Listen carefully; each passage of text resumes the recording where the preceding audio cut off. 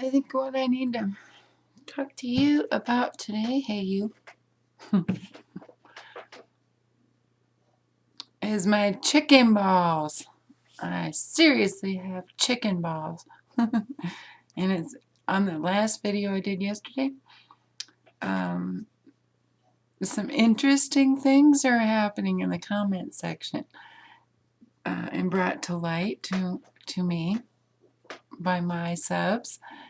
Thank you guys just for your support and your loving, extremely incredible comments.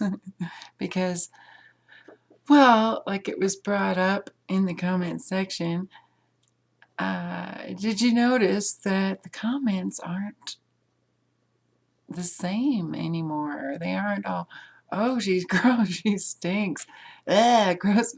I mean, you can look back and there are some comments, right? Well, yeah, I think I have comment calluses or something, but yeah, wow, there's some, you guys are some real people. Actually, I realized that when I first started doing YouTube. I was like, YouTube is done by real people like you and me. Even if they get big, they do the same clip at 5:15 every morning. Boom, boom, boom. People start counting on looking at that clip, right? It doesn't even matter what they talk about. Yeah, but so some good conversations happening on my recent videos, which I would love to shed my chicken balls and pump up some elephant balls. We want elephant balls, Lord. Lord, give me elephant balls, because just so I can talk to you guys a little more openly about some stuff. Now, there's a lot of topics I want to talk to you about that have absolutely nothing but everything to do with me individually. But if I could share with you my story possibly here, and I don't know what will come out. I'm not the producer, director, editor, anything of my movies. I turn the camera on and I belong to the universe. I am a universal conduit, right? Oh, God. Anyway, so the conversation in the last video, talking about me not being scared of cancer anymore. And I don't want to get too cocky about that, because I get humbled. It seems like I don't like to brag at all because of that, getting humbled. Like, oh my God, did I really just say that? Because, I don't like to brag. Meaning, I don't want to say I have conquered cancer or I'm cancer free. I don't really like to say anything like that. I don't like to say anything about it in the opposite. Like, I know melanoma has shown to kick ass up to 15 years, kill, destroy within weeks when it reoccurs, right? Well, maybe a lot of people don't really know that. Melanoma isn't like other cancers. It doesn't, when you go past 5 years of not having another episode or whatever, then it's not like that you aren't considered cancer free after 5 years. They have shown out to 15 years melanoma. Come back, kick your butt, right? So I never let down my thoughts that the battle is still going on. I mean, the battle in my body to fight for life is an ongoing battle, and I can't get cocky about it. I cannot let down my guns or my weapons, or like laying off to 1 dose a day of the urine therapy was probably the worst thing I did. Basically, if you could picture being in the front lines of a battle, I put down all my weapons except maybe one gun and one thing of one clip, you know, and you're not gonna win anything in that realm and got to use all your guns. I know that sounds crazy, but anyway, the symptoms. It's weird because I don't want to tell anybody. I don't want to tell doctors because they'll get out of hand with their tests and diagnosis, and I get really creepy about people writing things down about me. You know, their opinion. And I'm a medical doctor writing their opinion of my health on a piece of paper. I'm not saying that makes it set in stone. I'm just saying, you know, what kind of request is that person writing in about me with my name on it? Am I making any sense? Things in writing we take real lightly. We can text, you know, I'm not saying I do, but I have seen some. It doesn't matter what I've seen, but we can text like anything and thinking it's nothing. We can talk about people and gossip and talk some shit about them and think it's nothing. What if there's something to that? What if what I say actually creates for others? I've asked this question for years, and I don't know if I've ever gotten answers, or maybe I have in longitudinal times. But, you know, I totally derailed that thought. Holy shit. Okay, the symptoms. I got some symptoms going on, guys, and they have been going on and getting progressively worse, I'd say, for a decade. So I've been asking questions about that. I feel like a hypochondriac because of these silly symptoms. It's probably the symptoms that make me want to do a 40-day urine fast. My dad died last year.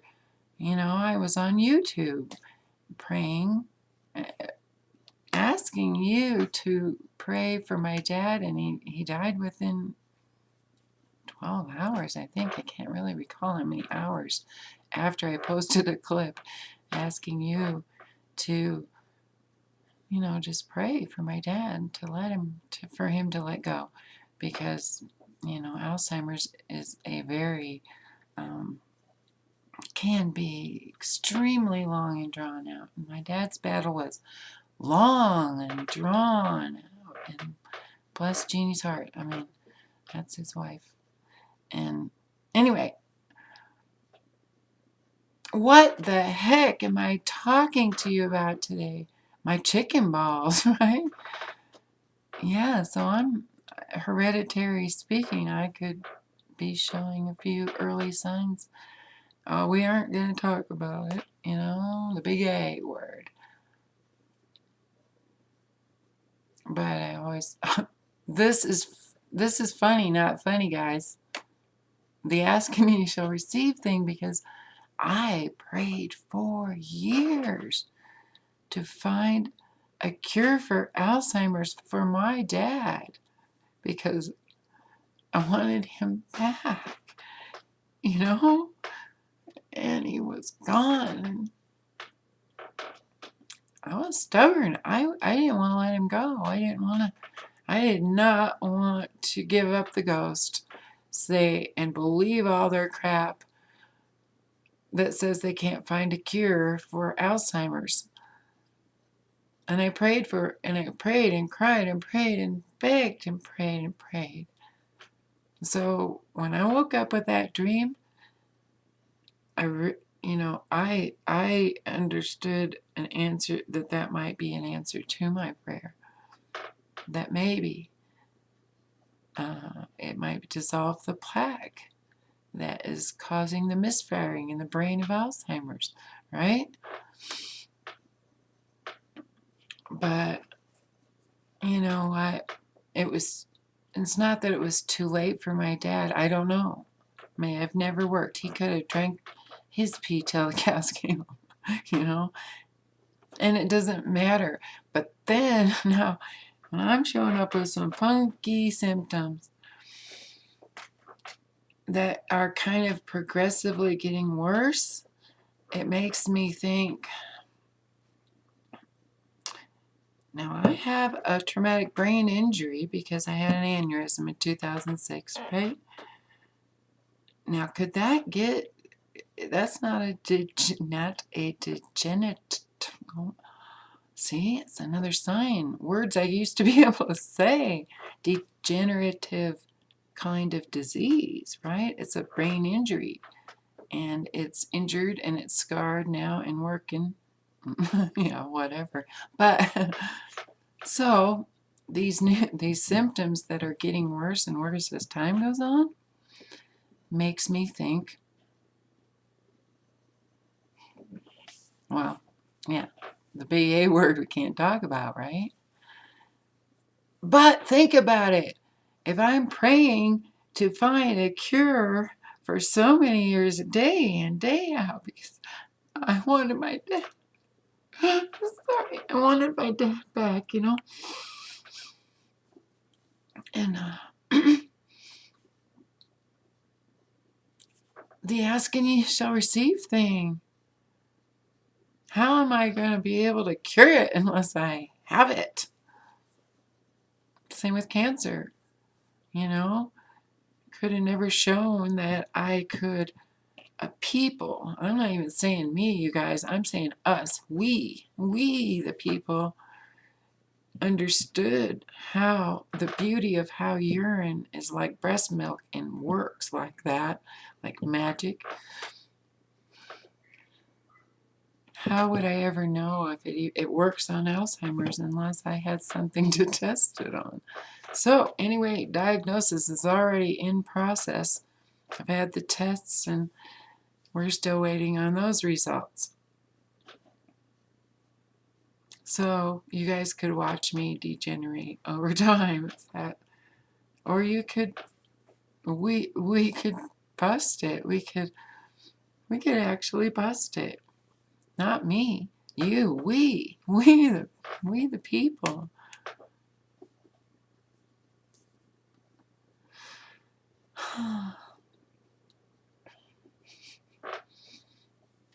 I got elephant balls. I do. They're in there. I think it's okay.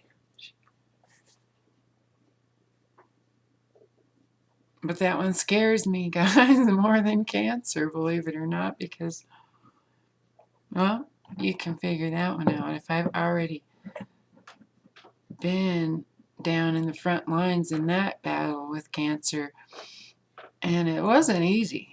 I'm not kidding around. That battle, I did not take an easy route. I didn't take have an appointment, go to chemo, puke your ass off for a while, and then it was over, boom. No, you know, I did lots of juicing and lots of healthy lifestyle changes. But this one doesn't have a whole lot of hope, does it? I keep holding this. My grandson, Calvin, oh my gosh, that doesn't really capture how incredibly beautiful this crystal is. Here, Grandma, I found you a crystal. And it looks, see how flat that is? Looks like it was cut, but this is all teeny tiny. Oh, I don't know if you can see that. Let me, gosh. Wish I had my other camera set up. Anyway, isn't that beautiful? He found it by the dog's paw, he said, when the dog was standing there by the ground. And he just bent down and picked it up. And my grandma is going to like this rock. He's right. So anyway, oh my gosh, you guys. I can come out of this, seriously, when you've been like trying to pull your ass out of quicksand for so freaking long. I feel like